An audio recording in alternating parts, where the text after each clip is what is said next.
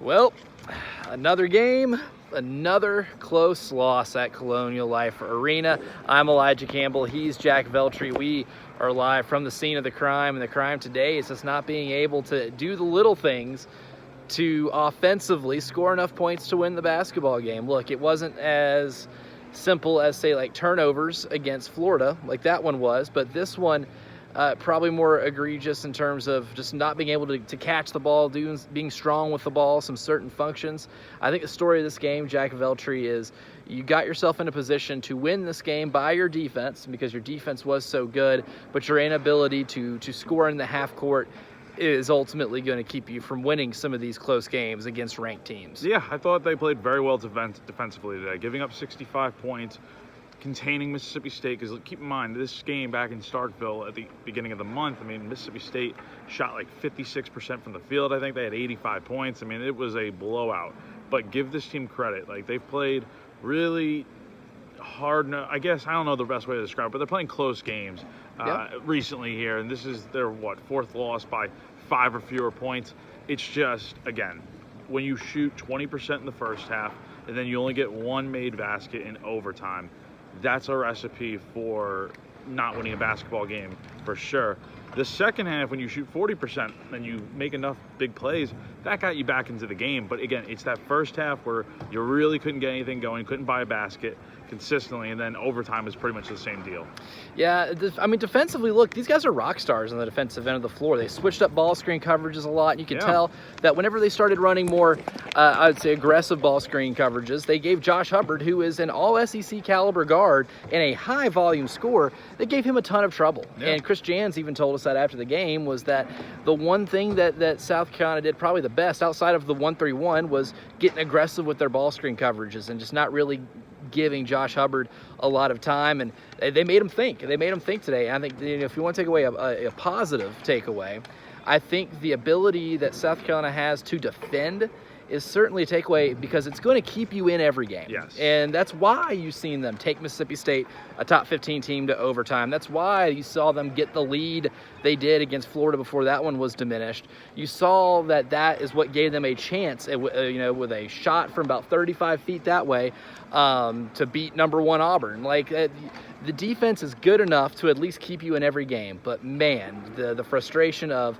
having little things like, or having things like turnovers against Florida, drop passes, it felt like, against Mississippi State, not being able to take advantage of your defense is disheartening, especially when you play that hard on that end, Jack Veltri, and now you are 0-7 in SEC play. Yeah, and again, it's like they are getting really, really close, but it's the little things. It's not one standout thing. Mm-hmm. I feel like that went wrong today for this team. Obviously, you didn't shoot the best. That kind of hurt you. But look, again, they made the comeback. They just weren't able to cap it off in overtime. And you look at the critical moments in that extra period, it's Nick Pringle getting the big tip-in on his own rebound, on his own shot, I should say, that missed, but he put it back in, and the refs wave it off, and it's no basket. And then, Colin Murray-Boyles misses 2 free throws, the second one being intentional with a few seconds left to go, down by 3.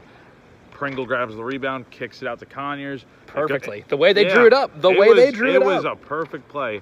Now, whether you want to call it Pringle's fault or Arden Conyers' fault, I think you could say whatever, but the ball did go off Conyers' hands, so that's something to keep in mind. That's probably a play that you should be catching the ball and having a chance to tie the game with one of your best, if not, probably one of your best three-point shooters out there. I was going to say one of your best right now. Yeah, one of your best right now. You don't have a ton. Morris Ugasuk didn't do anything today, so having Conyers out there, you feel pretty good with him. But again, it just didn't work out. Lamont put it perfectly. You were 95% of the way there. It's just the 5% was getting that pass right there. You did. It just went out of bounds. Yeah, and that's why it's so painful to lose in that way, because you didn't even get the shot, right? Yeah. You did the hard part. You had a chance. The easy part was completing that pass and getting the shot and giving yourself a chance. Yep. And it's another unfortunate wasted effort on the defensive end today. But that's the one thing I think I do like about this team is they don't let the offensive struggles dictate what they do defensively. They still lock in. They still play D. At one point in the game, they're down 50-36. You have 36 points, and we're about over halfway halfway through the second half. You have 36 points, but it didn't keep them from locking in and playing defense, getting some stops, making the adjustments. So, I mean, you like that they have that fight in them, but offensively, there's so much to clean up that at this point, you kind of just are what you are, and you're going to need to bank on your defense continuing to elevate itself to give yourself a puncher's chance in these games, and that's at least what they're doing over the last 5 games, I would say. Like you're giving yourself a chance on that side of the floor. Offensively, you just, and I hate to say that you need more from Colin because he's going through that injury right now. He had that injured thumb on his shooting hand, and you could tell that's affected him, but you need him to be Superman sometimes. You do. I think that's the way that you're going to have to be able to win these games down the road, and it's not getting any easier. And when you go and play Georgia, I mean, you're going to have to be able to scratch and claw some baskets out of there to come away with a win, or else you're going to be looking down the barrel of some very unwanted history like they already have today, because with the 65-60 overtime loss to Mississippi State, this is the first 0-7 start to SEC play in school history, and I think the one thing that can keep the season going for, keep it from being complete disaster, is you just got to be a whole lot better in the margins offensively. Yeah, again, like it's tough because you feel like probably, I don't know about today necessarily, but like you think there's at least a few wins that they should have by this point. Like they should have beaten Florida, probably should have beaten Vanderbilt. Auburn, you could say they should have beat them too, but again, and today is the same deal, but it's just, you're 0-7, and 0-7 is 0-7. Not everyone's going to be looking into the margins of how you lost or how you played. They look at the record and say, oh, this team is not good enough.